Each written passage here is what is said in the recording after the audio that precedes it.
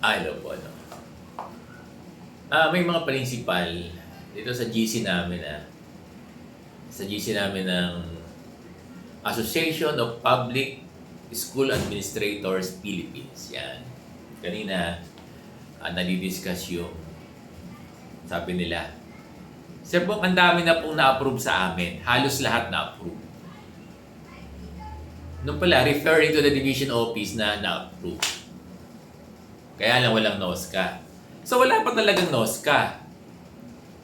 Kasi na-approve pa lang sa sa division office eh. 'Di ba? So talagang wala pang NOSCA yan. Kahit ma-approve yung 5,000, wala pa talagang NOSCA kasi sa level pa lang ng division na approve. Ngayon dadalhin niya ng NCR. NCR.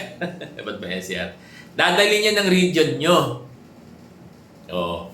Alam niyo sa region nyo, may din yan, may parallel assessment din.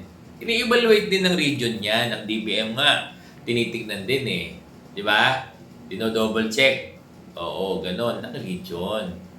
Kasi may instance na kapag may nakikitang halimbawa, tawag dito, deficiency. Minsan ganyan eh.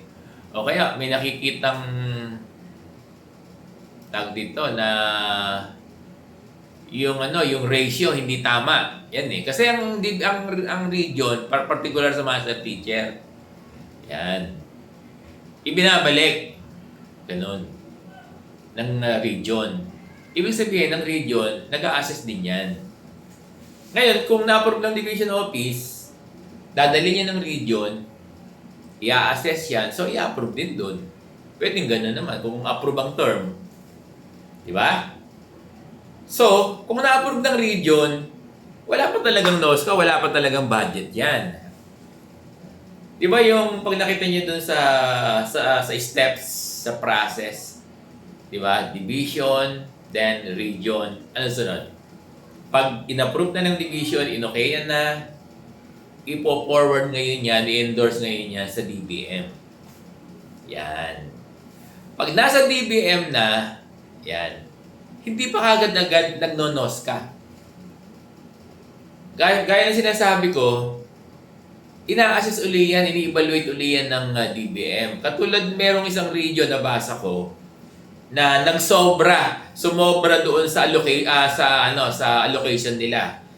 Kung halimbawa ay 50 million yung allocation lang nila, ang nangyari yung tinransmit nila, ni-recommend nila o in-endorse nilang item, teaching position ay umaabot ng mga budget na 60 million. So hindi balanse. Yun ang tinitignan ng DBM. So at alam ko rin ay ini-evaluate din ng DBM yan kung may ano ba? Kung mayroong hindi dapat bigyan ng item, hindi naman. Basta ini-evaluate yan ng DBM, alam ko. May assessment din sila ron. Pero kapag in-endorse na yan ng region sa DBM, most likely okay na yan. Diba? Bibihira yung binabalik ng DBM. Bibihira. Ngayon, nasa DBM na, di ba? Oo. So, magbabudget na yan. Kasi, sa ECP, walang problema. Kasi ang division, alam na nila na, katulad ng Caloocan, alam na nila 64 million plus. O, di ba? So, pag umabot ng DBM yan, at okay naman, nag-match. Yung mga teaching positions ay nag-match sa 64 million. Halimbawa lang yun. Ngayon, pag okay na sa DBM, ipo-forward na yan ng division. Hindi ko lang alam kung dadaan pa ng through channel pa na from DBM to NCR uli or NCR to Kasi alam ko ganun eh. Or kasi nakalagay dun sa cycle ng process, DBM to division na. Pero alam ko dumadaan pa ng region eh. Kasi babato uli sa division. Ngayon, pag nirelease na ng DBM, that is my understanding, yun na yung may budget. Kasi hindi yan ibibigay ng DBM na walang corresponding kung NOSCA ang tawag nyo, basta ang general term dyan ay may budget na yan. Okay? May budget na yan. Ngayon, pagdating sa division office, yung mga hindi pa level 2 na division, kami level 2 na pero hindi ko lang alam kung kailan mag-i-start. Hihingan kayo ng mga papers, papipirmahin kayo ng appointment. Di ba? Pag binalik pa ng DBM, dumapo na ng division, dun pa lang kayo pipirma ng appointment. May budget na yan. May budget na. Actually, nakalagay na dyan kung kailan effectivity eh. Di ba? Kaya lang, pag pinapirma kayo ng appointment, dadali na yan sa DBM para dun sa item nyo. Ay, sa DBM. Sa civil service. I-double check nila yan. Check nila yan. Papipirmahin kayo ng mga forms na sinasubmit dun sa civil service. At nag-a-attach ng mga document. Isa diyan sa ina-attach yung yung license natin, yung license nyo. Kailangan dapat laging hindi paso.